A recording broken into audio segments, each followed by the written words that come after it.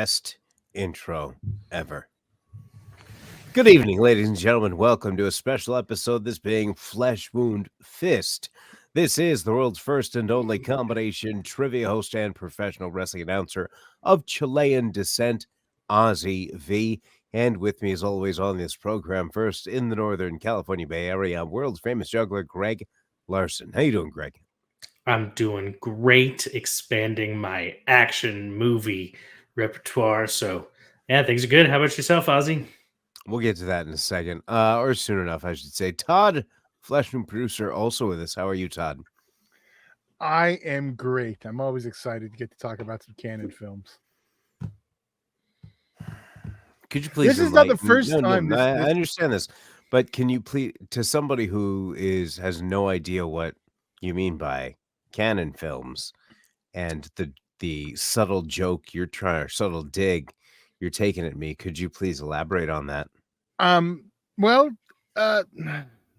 Films was started by two Israeli gentlemen who came to America and started producing low-budget films, and their non-American sensibilities brought us stuff like Missing in Action and just stuff that was just off-kilter, a lot of Chuck Norris, a lot of American Ninja 3, just a bunch of crazy stuff. And they started getting more money and more budgets, but they were just an outlandish film company from the 80s, obviously heavily cocaine influenced looking back now.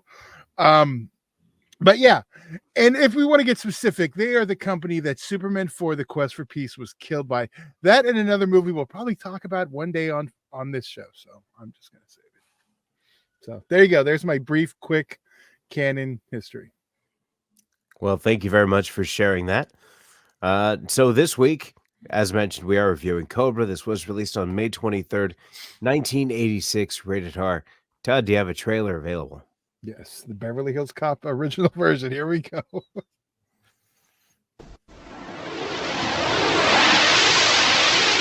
Society is breeding a new kind of criminal.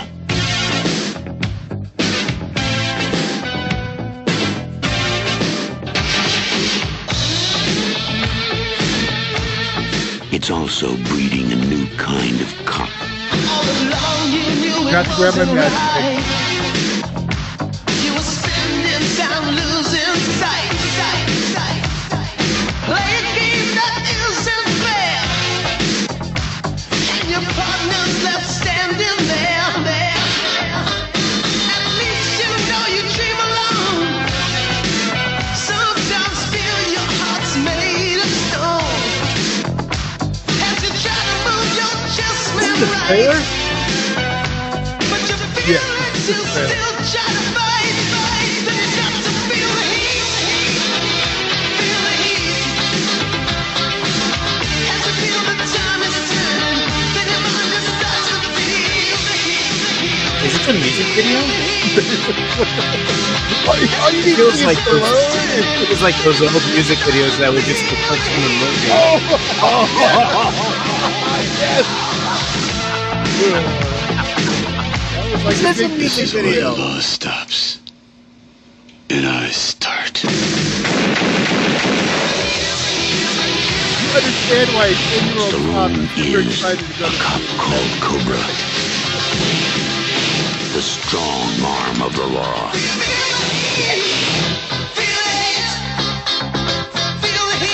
You know that made me want to watch this again, right? Yeah, that was the trailer for Cobra, again released on May 23rd, 1986, rated R with a runtime of 87 minutes, with a screenplay by Sylvester Stallone, which is the film, however, is loosely based on a book titled A Running Duck by Paula Gosling, which was later published as Fair Game, which also had a separate film adaptation. Directed by George P. Cosmatos. I'll get back to that later. Starring Sylvester Stallone and Brigitte Nielsen. Initial thoughts on this. I had actually always seen clips and had never seen it from start to end, all the way through. And I think I understand why. I'm not going to get into that right now. I want to give you guys a chance to talk before I start to take things over, and I'll elaborate shortly. Greg? outside of us talking about this movie because it's in the intro of this, I had never heard of this film. So obviously never seen it either. I was excited. A lot of the 80s, 90s, basically anything before mid 90s, probably didn't see a lot of action films during that time. So I was excited for it. And it definitely didn't let me down. I had fun. It was good to see Sly, and I'm gonna have a hot take right now. Maybe I don't know. Maybe I don't know who's gonna agree with me or not, but I'd say this is a better performance than Rambo. Like I enjoyed this more than Rambo. If we're talking Rambo, I can't argue with that. But you bring First Blood and the actual First Blood, he acts his ass off on that. But if we're talking Right. sequels, yeah, I mean, he has more to do. Definitely better than Rambo 3. Yeah, or 2. 2's not a very good movie. People just have an American hard on for it, really. If you go back and watch it, it's not. Yeah. I think it's more fun just because of the environment. Seeing him in the jungle against, I think that helps sell it. Todd, and I'm sorry, Greg, did that conclude? Yeah. Okay. Todd? Well, as I said, 10-year-old Todd was super excited to go see this that weekend. I think I ran around with the matchstick in my mouth for I don't know how long after. Not even joking. That was the whole thing. It's fun. It's dumb. It's violent. It's almost a slasher film, and it's actually a film we covered way back on our almost slasher films, where we had a few, like 10 to a Bronson one, a Norris one. They're all kind of like on the borderline. And like if you really look at it, it is very slasher, but this is what he wanted for Beverly Hills Cop. This is what it was supposed to be. It's totally different movie. I'm glad they both exist. Mhm. I love them both. Yeah. So let's see. Ozzy, can you have fun or not? I'm just curious. I absolutely loved the beginning. In fact, I do not have this actor's name in front of me, but the first individual you see, I 99% certain he is the antagonist from the Fat Boys movie Disorderlies. The blonde one, the main, almost well, he's not the No, main not the bad guy. blonde one, but like Okay. the guy who he's trying to pay off, Luis. Okay. That's the first person I saw, so I kind of like got excited for a second. But briefly, I kind of got an idea like that Sylvester Stallone was trying to audition for Batman. Like I just got like a tiny hint, you know. This But- movie is a bit of a mess. I do want to see that, because like there is a totally unreleased version that there was a work print that had like different scenes and stuff they cut. There's a lot of stuff that Well, was see the shot stuff that from was the missing. trailer is there's There's stuff in there. completely different, right? You can find some of the TV footage, like the actual original full uncut work print is considered lost, but there are snippets you can find here and there. So I really like the idea here, and I really enjoyed the beginning.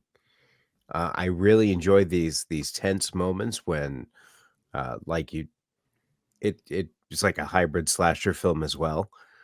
But they're just got a moment. They're just got to a point, where it's almost like, hey, we've ran out of movie. It's going to be done way too soon. What can we, fluff this up with? It's like, well, we can just do a love thing for like 20 minutes and just fill up some time. You know how I know that was such a throwaway, thing, and I guarantee this is exactly what happened in the meetings when discussing this? It's because I was getting my oil changed today. You know what the best part about getting my oil changed today, Greg and Todd, is I don't get very many opportunities to play video games, right? But when I get my car serviced, I got to be there for as long as I can. I have a Switch with me, so I get excited. I get to play on the Switch, right? So I thought to myself, okay, I saw a little bit of the movie. I saw the intro, and I was like, okay, cool. I'm going to get to this, to the dealership, and I'm going to watch the rest of this, and then I'll play some video games afterward. And I got to the dealership, and I put on the movie, and I'm watching a little bit more of it. I'm okay. And then it got to this point when it was starting to get really, really slow. And then I kept dozing off at the dealership. and I had I was in a spot because with this dealership in the waiting room there is like a little desk where you could plug into an outlet. So I had my Switch charging in the meantime because I get to play video games, right? But then it got to this lull and I kept falling asleep, and it was at the point like I'm not sure if you had this happen where you're falling asleep during a movie, but you think you're catching everything. Yes. You know, like you're just Yeah. you're like, yeah, okay, got it. And then like at one point I woke up and I'm like, wait, you're totally lost. oh, damn, like people probably saw me like watching this and going like this. Was there a puddle of drool too? They're like, oh man, poor guy's watching Cobra right now. I guarantee you, no man in that entire facility said that. They were like, hell yeah, Cobra. Okay. If not, you're playing yourself. No, but anyway, so I woke up and I was like, okay, well, I think I just like dozed out for like 5 minutes. So I went back. I was like, oh, damn, 10 minutes. Oh, it was like 20 minutes. So I had to go back 20 minutes and then watch this. And I'm like angrily watching it because I know it already. I got to see. It's like I'm seeing it again. Video games. You would have Might never as well. known his name was Cabretti. No, I found that out. So finished with the movie. Okay, fine. You know, I get to this game, and I'm not sure if y'all are familiar with the game Metal Gear Solid, but there's something that happened at the beginning of the game where you could pick up thermal goggles or whatever, and I forgot to do that at the beginning of the game. So when you have to fight an actual sniper, it's much easier to do that with thermal goggles. So I when I booted my Switch game back up and I saw where I was like, oh yeah, I got to do that. So let me go do that. And I grab the goggles and then I get back to the spot with this boss fight. And just as I get back, I'm on my way back and I hear them call my name. Ozzy Venegas, your car is ready. Ozzy Venegas, your car is ready. And I got my headphones in with the Switch. And I'm like, I want to see how far I can go. I apologize. Fudge it. Let me see how far I can go. Right. And I'm going. And then one of the attendants is like going around to all the people. Excuse me, sir, is your car being serviced here? Yeah. Can I see your paperwork? Yeah. And because I know full well that they called my name and I'm just kind of trying to get to where I want to be. And I gave her my papers. She's like, oh, yeah, we've had your car ready. And I'm just like, oh, I'm loud part in the video game. I must have missed it. I'll be right up. And then I do the thing when I get up and I'm still getting to this point. I'm trying to get as far as I can, but it was just really frustrating because all I wanted to do was just enter the sniper battle. And if this stupid 20 minutes of making me fall asleep didn't happen, I would have had that battle. I think your score is going to be tainted. I think, Yeah. it's unfortunate. I think it's going to have an asterisk on it, honestly. Yeah, no, it's definitely an asterisk. Okay, that's not valid whatsoever because I think I really enjoyed the beginning. I really enjoyed the climax. I did not enjoy the he's gonna fall in love scenes. Well, that's because he really fell in love. He's like, wanted to document it. That's the movie they meant. Don't care. Why wasn't there any sequels? You know, well, because a little movie called Superman 4, The Quest for Peace, decided to kill the company. But in all honesty, Cobra, Stallone was a big part of this also because it was overspending for Stallone on Cobra, Over the Top, Superman. I mean, those are like the biggest things. They spent way too much money on it. And while this did okay, it didn't do enough business. It should have for a Stallone picture at the time. I don't know. The music video trailer maybe didn't help. It worked for me. It was just they overspending and Superman 4 making no money, even though I saw it twice on opening day. And as a video game fan, we should know no sequel doesn't mean a bad whatever. I mean, Sleeping Dogs still only has one version of it. There's no sequel to that game. One of the greatest games of its time. So, and I'm sure there's plenty of movies that only had one. So let's not throw that under the bus. There's only one. Well, Superman I mean, I 4. just think that in this world where we have Hold on a second. In this world where we have multiple sequels and Sylvester Stallone still alive, Oh, there's been talk about that. It's honestly a rights tie-up because there's was talk about doing one when he was doing like one of the Rambo sequels.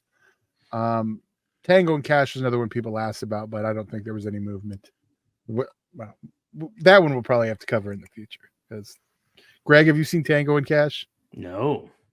Kurt Russell and Sylvester Stallone. Yeah, excellent. Sounds great. We're not trying to make every fist Kurt Russell Stallone, but we got Eddie Murphy on the next one, right? Yeah, next one's Beverly Hills Cop 2. This time it's personal. So I'm sorry. Continuing. Yeah, well, continuing on with this review of Cobra, let's get to the favorite moments. I suppose. Todd, why don't you kick this off? They're so. I don't really have it's a hard one. Like, I don't really have a favorite moment, but I do have a question. Okay. Maybe someone. Why the F does he cut his pizza with scissors? With scissors. I had this dumbest thought about that. Like, I didn't write this down when it happened, but when I saw him take a pair of scissors and cut the end of the pizza and just throw away the end of the crust, and he just continues eating, and that's not addressed at any other point. I thought to myself, okay, so this character must have believed from a very early age, the best part of the pizza is in the middle, so only eat the middle. Don't eat the rest of the other crap. Yeah, because that should be clear. He doesn't like just cut the crust off. It's like a normal piece of pizza cuts like about an inch from the middle off. Like it. So can that count as my it's the healthy part of the pizza. Because I mean, if I'm going action sequence, I love the opening, but. And look, when you are a man who does not go by the right rules, when you walk your own walk and nobody tells you what to do, you can cut your pizza. Well, I'm leaving this for Greg because Greg asked a very important question about why our timing of the film. I'm trying to leave. You asked, why are we watching a Christmas movie? Oh, yes. Why are we watching a Christmas movie? It's obviously a Christmas movie. There's Christmas stuff at the beginning of the movie. You know what I didn't realize now? We have 3 Christmas movies in our opening. Because we have this, Lethal Weapon, and that other one, Die Hard. That other one? Well, it has the second most Christmas to it. I'll give you that. Just under Lethal Weapon. Okay. So, yeah. Okay, can we get back to the favorite moment, please? Yeah. I guess there's 2 moments that I've been debating between the whole time. But I think just for the nostalgia of it, there's a fight scene that's going on, and at one point there's just a giant Pepsi logo, and I was like, man, I've missed gratuitous product placement. I'm shaking my fist while watching it. I had an especially fun moment during that time. Yeah. So I really enjoyed the climax of the movie with the battle between himself and the Night Stalker. Mhm. And how that ended. I felt there was a little like foreshadowing. Once you see like a particular item that keeps going in between the two of them, you just keep thinking like somebody's going to end up on this. Yeah. And the way it concluded, I was very satisfied with that. Most people are pretty satisfied with the climax.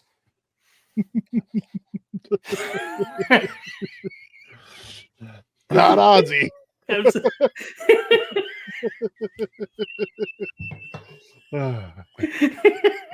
I think you broke him.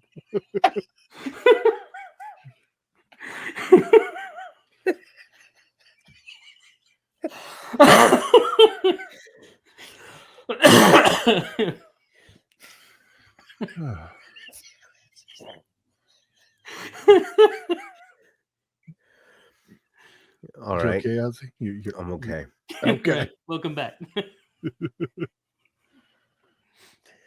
Where were we? Are we going into ratings now? Yeah. Yes, I think that's where we're at. You said your favorite moment was the end. Okay.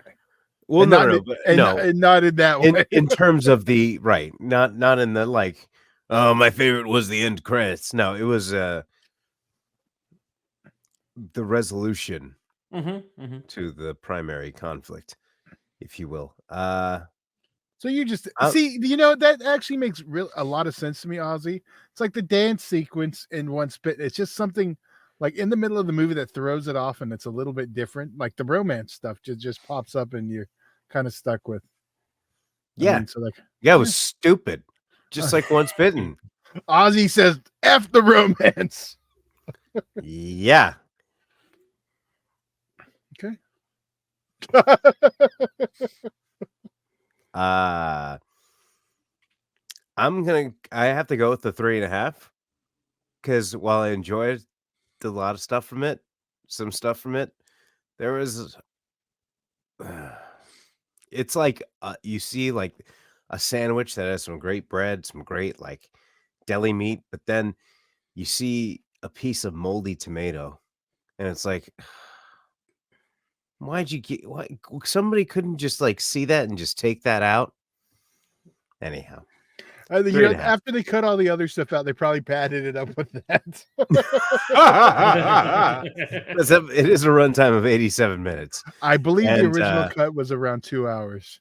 So Wow. No. Yeah. Oh my god. Oh, that'd be torture. I'll send you a video about the uncut version. No, it's okay. They go on awkward dates where just nobody talks for 5 minutes. Or no, is it more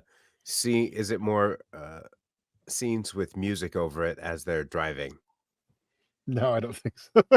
Because I'm pretty sure Rocky 4 had 2 of those types of scenes. Oh, it has 2 montages, absolutely. Yeah, yeah. And you could be right. I mean, Stallone probably wrote a bunch of them in there because he wrote. Yeah, I think he's when he needs a filter. Like he needs someone in between to kind of like get his ideas on something. I want to see what would happen if you had him and Kevin Costner make a movie. There'd be no deleted scenes. Okay. And if there was, you'd still get that long cut. So who's next to rate? Because I went with 3.5. I'll go. Greg? Yeah, no, I thought this movie was fun. When you start early on with that awesomely like crazy scene where the cop gets hit by the van, like that oh crap moment, and it's also got just a great level of cheesy. I feel like this kind of had like a Lost Skeleton-y ridiculousness at times. So I had fun with it. It was fun, had great action. Love Sly in this. I'm gonna give it a 4. It was definitely a fun movie for me. And Todd. I love this. I love everything about it. I even love the cheesy bromance in the middle. It's an awesome bad movie. I am a 4.5 out of 5. If it was the uncut version, it might go higher, but it's not, so it's not perfect. Is there a released uncut version? It's considered lost media at this point. Oh. There, like I said, there's some deleted scenes you can find on YouTube, but that's about it. Like, and when I see deleted scenes, there's stuff that was from the TV cut. There's no uncut version on the Blu-ray, even the special edition. Which this was released on Blu-ray the most recent time through Scream Factory, which is primarily a horror label. So the slasher elements was enough to push it through. Well, there you go. All right, so that was the review of Cobra. Unfortunately, not available to stream anywhere at this time. However, is available to rent or purchase wherever you consume your favorite digital content. I apologize. I'm still a little hungover from the cruise. However, I am now back. So this week I will be hosting trivia Monday at the Rush Bar and Grill at 6:30, Tuesday at the Brewery in Placentia beginning at 7 o'clock, Wednesday in Los Alamitos at 7:30, and at the Honey Pot Meadery in Anaheim also at 7:30 as well. Always free to play and prizes for the top winning teams. Do you guys have anything else before we head off for the evening? We got a super stack show this Wednesday, 6 all new reviews and like 5 of them are theatrical releases this week. It's the end of spring break. It's been stacked, so we're gonna talk about those this week. All right, check that out. And for world famous juggler Greg Larson and Flesh Wound producer Todd, I'm Ozzy V, and we'll see you next week on a brand new episode of Flesh Wound Farce.